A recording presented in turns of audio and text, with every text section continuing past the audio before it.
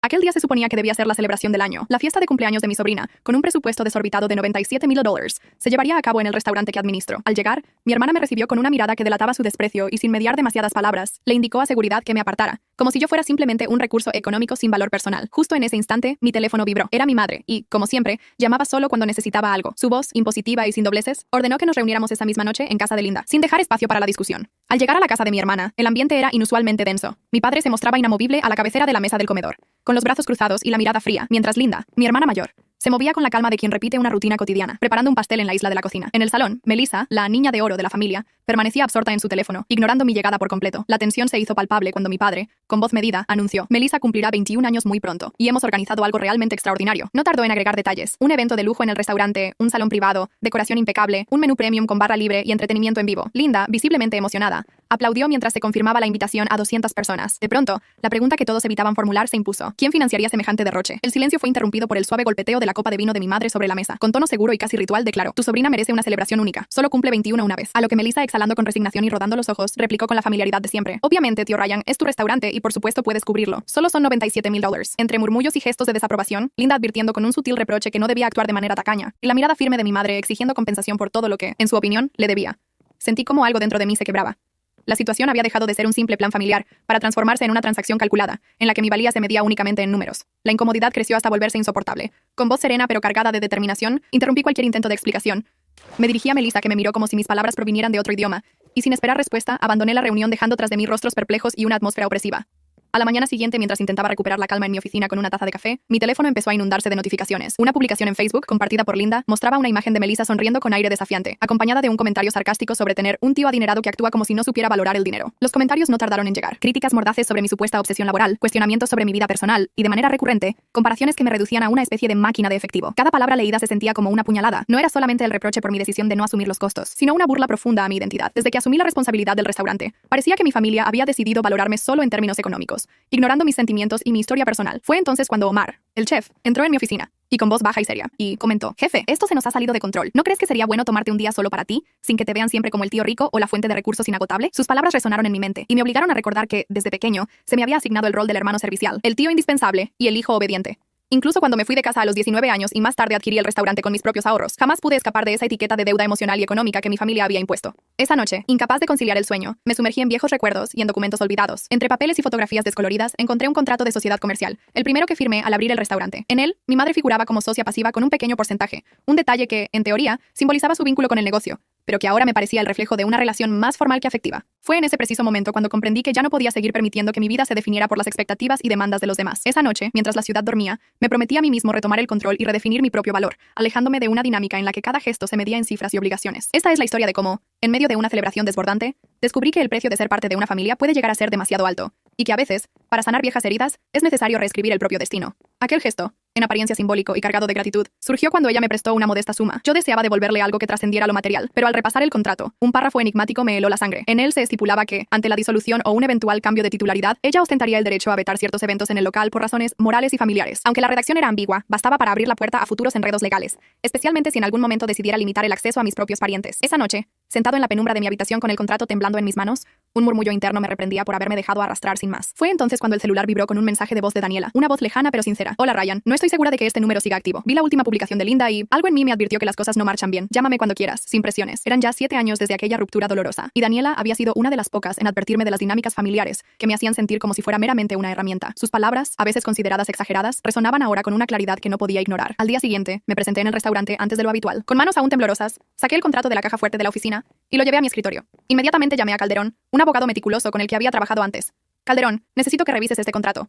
Hay una cláusula que me inquieta profundamente, expliqué con voz tensa. Él, tras leerlo con detenimiento, me advirtió: esa cláusula es peligrosa. Si alguien insiste en usar el restaurante para un evento familiar y tú te niegas, aunque el pago no esté asegurado, legalmente podrías quedar atrapado. ¿No habría manera de anularla sin tener que renegociar directamente con la parte firmante? Pregunté sabiendo muy bien a quién me refería. Un suspiro se coló en mi voz cuando respondió: tal vez podríamos bloquear el uso del salón sin invalidar el contrato, pero eso implicaría asumir ciertos riesgos. ¿Estás dispuesto? La respuesta fue un sí rotundo, y en ese instante se esbozó una idea, simple, elegante y completamente ajustada a los términos sin infringir cláusulas.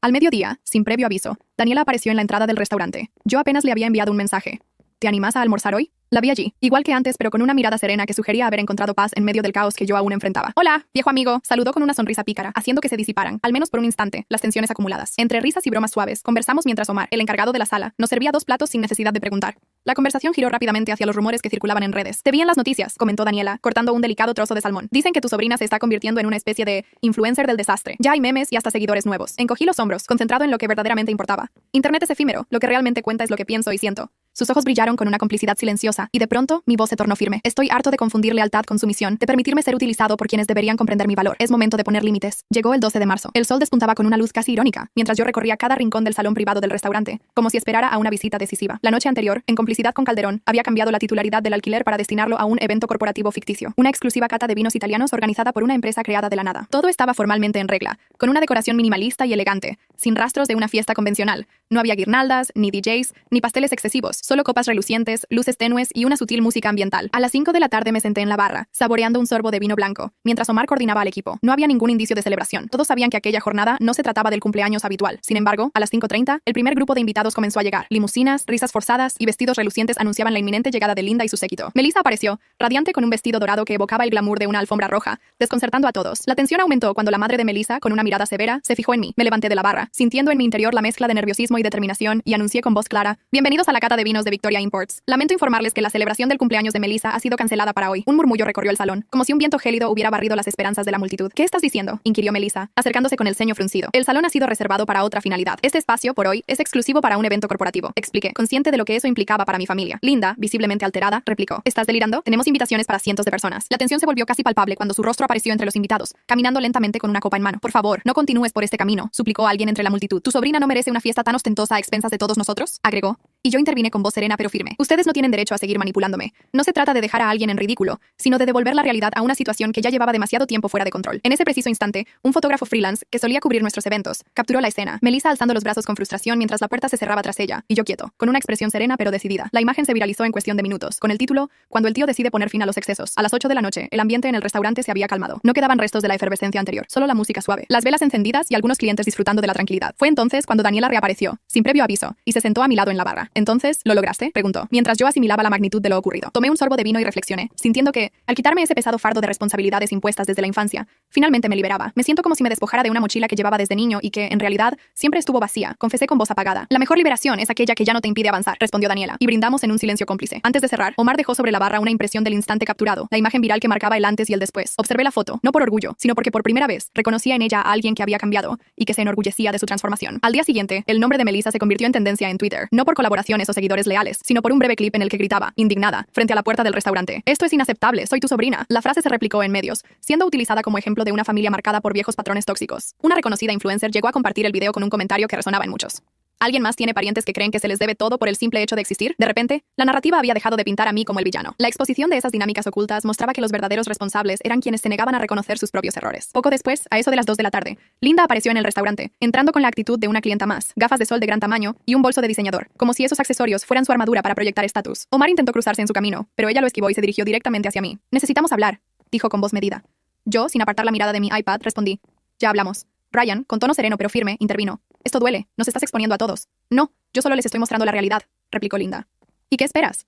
¿Un agradecimiento por habernos hecho ver lo que éramos?», solté, dejando el dispositivo a un lado y apoyándome en la barra, mirando fijamente a quien se atrevía a cuestionarme. «No pido un gracias, solo un poco de honestidad. Un lo siento por habernos equivocado, algo que se sienta humano», añadí con voz entrecortada. Después de un largo silencio, ella murmuró: «Solo queríamos lo mejor para Melissa. No buscábamos lo más ostentoso ni lo más exagerado, solo algo sincero en su 21 cumpleaños. Papá está muy decepcionado contigo», susurró, dejando entrever que la verdad no podía ocultarse por mucho tiempo. Retiró lentamente sus gafas, dejando al descubierto unos ojos enrojecidos por la emoción. «Te has vuelto tan distante, como si nada más importara que el negocio», sentenció. Sonreí con melancolía y respondí: «Quizá ustedes me moldearon de esta forma, cada vez que me hicieron sentir que lo mío no contaba, pero ahora que ya no puedo ser manipulado, he aprendido a ser fiel a mi esencia». Linda mantuvo mi mirada apenas un instante más. Y luego, con pasos medidos y sin despedida, se retiró entre aplausos discretos que parecían confirmar que, por fin, había llegado el momento de reescribir las reglas. Con ese episodio, entendí que la verdadera liberación nace de reconocer el propio valor y de atreverse a trazar límites, aun cuando eso signifique desafiar las viejas lealtades y enfrentar las verdades incómodas. Hoy, mi restaurante es mucho más que un negocio. Es el escenario de mi renacimiento personal. A lo lejos, entre las luces tenues del salón, una pareja de clientes observaba en silencio, como si cada detalle contara una historia olvidada. Una mujer de mediana edad alzó su copa con un gesto que mezclaba admiración y reproche. «Bravo, chef», murmuró, y en ese instante comprendí que era hora de restablecer límites con quienes abusaban de la buena voluntad. Esa misma noche, al revisar mi correo, encontré la invitación de una productora interesada en entrevistarme para un podcast sobre límites familiares y dignidad personal. Sin embargo, decidí declinar. Mi anhelo no era la fama, sino liberarme del peso de las expectativas impuestas. Más tarde, Daniela se presentó en mi casa con una cesta de comida oriental y una botella de vino sencillo. Entre mordiscos y risas, me dijo: «¿Te has percatado de que te has convertido en un símbolo? Siempre fuiste fuerte, Ryan. Antes cargabas con el peso de los demás y hoy, por fin, aprendes a sostenerte solo», agregó, mientras compartíamos un brindis. En ese pequeño intercambio, sentí cómo la esperanza se mezclaba con el sabor de la resiliencia. Unos días después, Brian, el padre de Melissa, de Minoris, publicó una carta abierta en LinkedIn intentando enmendar lo que él calificaba como un desafortunado malentendido, con palabras que exaltaban la importancia de la familia y la sensibilidad de su hija. Sus intenciones fueron opacadas por comentarios críticos que decían, por ejemplo, que no se trataba de un simple desliz, sino de una exigencia desmedida sin previo consenso. Aún así, decidí mantenerme fiel a mis principios. Ya no atendía a los clientes de mi restaurante por obligación, sino por elección, y esa libertad era mi mayor satisfacción. Una semana después, llegó una invitación manuscrita que parecía sacada de otro tiempo. La caligrafía de mi madre, elegante y distante a la vez, invitaba a una cena familiar sin formalidades, pero con un dejo de melancolía. La nota decía: «Ryan, nos gustaría tenerte a cenar este viernes, solo nosotros, para conversar sin recriminaciones. Con cariño, mamá». Aunque la forma resultaba inesperada y distante de los «te queremos» que solían acompañar sus mensajes desde mi infancia, algo en mí, quizá el instinto o la costumbre de buscar un cierre, me impulsó a aceptar la invitación. El viernes, llegué a una casa sumida en un silencio inusual. No había gritos, ni la habitual música de fondo, solo mi padre, con las manos entrelazadas, y Linda, en la cocina, vestida en tonos sobrios. «Mamá, sirviendo vino como si estuviéramos en una celebración ancestral». «Qué bueno que viniste», comentó Linda, esbozando una sonrisa casi teatral. Respondí con voz medida. Nos sentamos. El pollo asado, el vino tinto y el pan recién horneado han sido orquestados a la perfección. La atmósfera se cargó de reflexión y tensión. Con voz pausada, anuncié: «Hemos estado pensando y creemos que las cosas se han desviado del camino correcto». Mi madre, con un suspiro dolorido, explicó que se había sentido traicionada por una reacción impulsiva, mientras mi padre, firme pero sereno, exclamaba: «Esta familia se ha mantenido unida durante décadas. No podemos permitir que un malentendido destruya todo lo construido». La discusión se intensificó al recordarnos que, sin mi consentimiento, habían organizado una fiesta fastuosa, y tras ello, me habían criticado públicamente. Linda intervino, señalando que Melissa, ya adulta, había adoptado actitudes autoritarias. En medio de aquel ambiente cargado, decidí actuar con transparencia. Saqué un pequeño grabador y lo coloqué sobre la mesa. «He estado registrando esta conversación por precaución», anuncié con voz serena. Ante la pregunta de mi padre, entre ceños fruncidos: «¿Estás grabando o es esto una amenaza?», respondí: «No es amenaza, es un recuerdo. Quiero que, si en el futuro se cuestiona por qué me distancié, estas palabras hablen por sí solas». Linda se levantó de forma abrupta, exclamando que aquello parecía una locura, mientras mi madre se quedó inmóvil, como recordándonos que, aunque no todo había sido erróneo, lo más doloroso fue la ausencia de empatía en medio de cálculos fríos. Finalmente, me puse de pie y dije: «Gracias por la cena, pero ya he compartido demasiadas veces la mesa del conflicto. Ya no soy el niño que dependía de un amor disfrazado de obligación». Esa noche, en la soledad de mi apartamento, escuché cada palabra grabada. No lo hice para juzgar, sino para reafirmar que la integridad tiene una voz interna, una que repite firmemente: «no». Al día siguiente, Omar, mi colaborador y amigo, llegó a mi oficina con una caja de cartón y una sonrisa enigmática. «¿Qué es esto?», pregunté intrigado. Dentro, encontré planos, bocetos y una propuesta para un food truck bajo el nombre Libre. En ese momento comprendí que, si alguna vez decidía liberarme de roles que ya no me definían, podía contar con él para construir algo propio, no por deuda, sino por el deseo compartido de renacer.